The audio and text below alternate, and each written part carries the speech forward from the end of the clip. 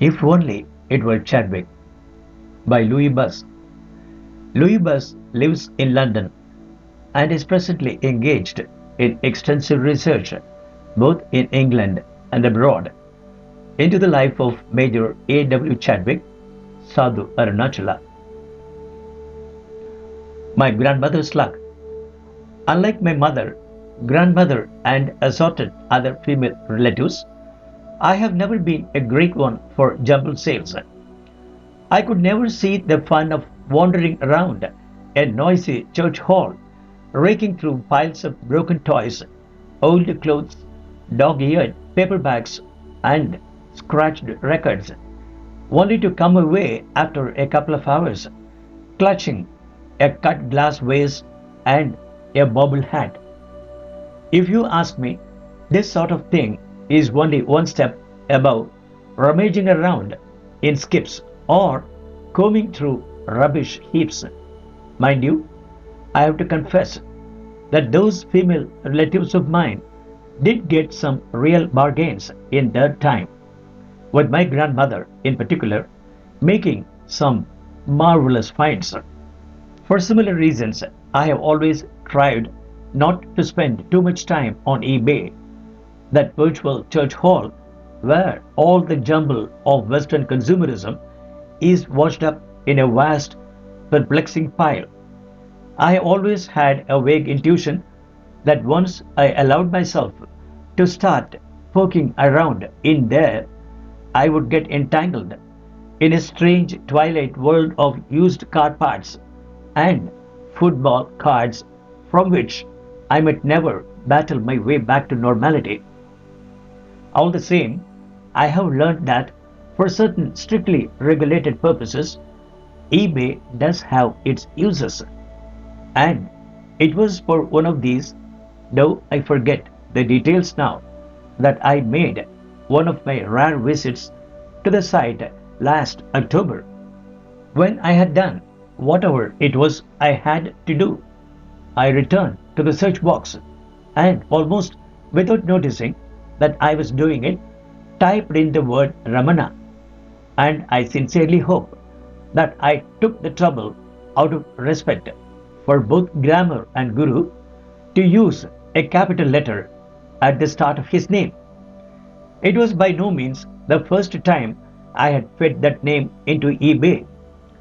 In the past few years, my fingers have got into the habit of tapping that combination of keys in a sort of subconscious reflex, much as a love-struck teenager might absently trace her boyfriend's name on the cover of a book or the window of the school bus. I can certainly never pass a search box of any sort without entering his name, so I already knew from experience what happens when you search eBay for items matching Ramana.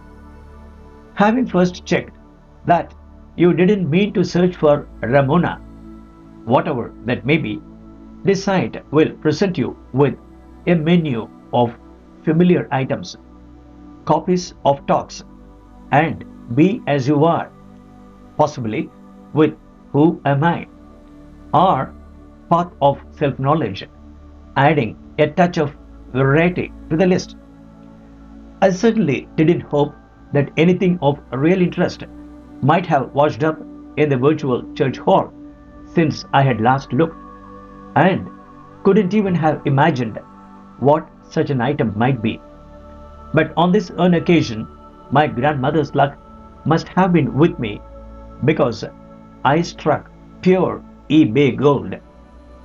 At the top of the list was a second edition of Self-Realization dating from 1935. Now, although it is not unusual to find some older editions of Ramana books on eBay, they tend to be from the 60s and 70s.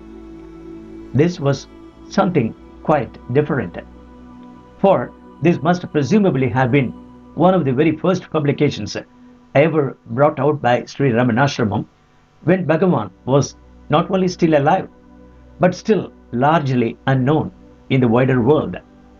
This was less a book than a relic. The idle interest with which I had started the search instantly gave way to avid, apparate attention. The photograph accompanying the listing left no doubt that the book really was quite old and had lived rather a rough life. The cover might once have been white, but was now a sort of dirty grey with a hint of cream.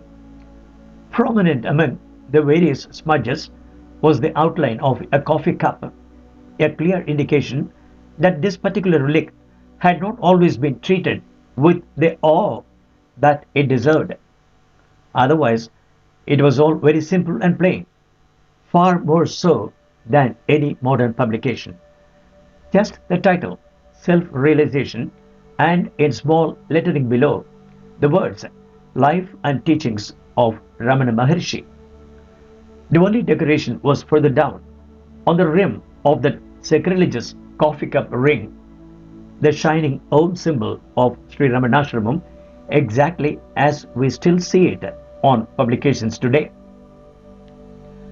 I suppose I must have stared at that picture in wonder for a few moments, amazed that I should have happened across such a treasure in that great virtual jumble sale. Then, eager for more details, I scrolled down the page to read the item description, and mere wonder soon gave way to a sort of tortured excitement. Unfortunately, the listing has been removed from eBay now, so I can't check exactly what it said. But here is a rough paraphrase of the description the seller had posted. This book was sent to England from Tiruvannamalai, South India, in August 1936. What makes it particularly interesting is the dedication from the sender on the opening page and the charming handwritten notes that accompany many of the illustrations. If my grandmother, wandering idly around some village hall on a rainy Saturday morning, had suddenly uncovered a Shakespeare folio or a Picasso sketch amongst the jumble, she could hardly have felt more excited than I did at that moment. For this book had actually been sent back to England from the ashram whilst Bhagavan was still alive. Furthermore, it must presumably have been sent by some English visitor or devotee at a time when he was virtually unknown in the West. I was instantly desperate to know who that mystery devotee might have been. Above all, I felt an almost maddening urgency to know the contents of those handwritten notes. It seems incredible to me now that I hesitated before clicking the Buy It Now button, but the asking price was £30, and I was not sure whether Bhagavan, with his famous frugality, would have approved of my spending such a princely sum on a rather tatty old book. But as the minutes passed, so my desperation to get my hands on the thing mounted. Looking back now, I realize that I would probably have been compelled to buy it if it had been priced at £300, let alone £30. So perhaps one could argue that it was more of a bargain than an extravagance. After all, who could ever really put a price on something so absolutely unique? Anyway, in due course, the inevitable happened. I went to bed a contented man. £30 poorer perhaps, yet immeasurably richer. Only the following morning did the agony begin, as I woke up to the awful realization that I would have to endure the entire day without having the relic in my hands. Looking back at the listing, I found to my horror that the seller was proposing to send my treasure second class, which meant that it might take 5 or 6 working days to arrive. This was clearly not acceptable. By the end of the first hour, I was already drumming my fingers on the mantelpiece and knew that by the end of 6 working days, I would have drummed them to the knuckle.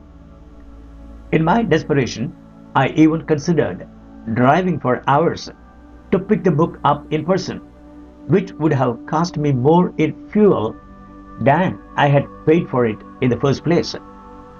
I resisted this madness, but wrote a desperate email to the seller, begging her to find some faster way to get the book to me. Eventually, after endless hours, or it may have been minutes of silence, she wrote back assuring me it would be in my hands by Saturday. Saturday morning saw me up early and mounting a watch on the garden gate. The postmen here in England have a special game they love to play, which involves creeping up to the front door in their socks and, whilst scrupulously avoiding all contact with bells and knockers, slipping a card through the letterbox saying how sorry they are to have missed you, because there was a parcel for you, but you will now have to wait 24 hours before you can pick it up. If they had played that trick on me now, it might have killed me. But fortunately, the postman arrived early that day and knocked in the traditional manner, and I was soon in possession of the fateful packet. Opening it was like opening a time capsule. The eBay photograph somehow hadn't prepared me for just how old this book really was.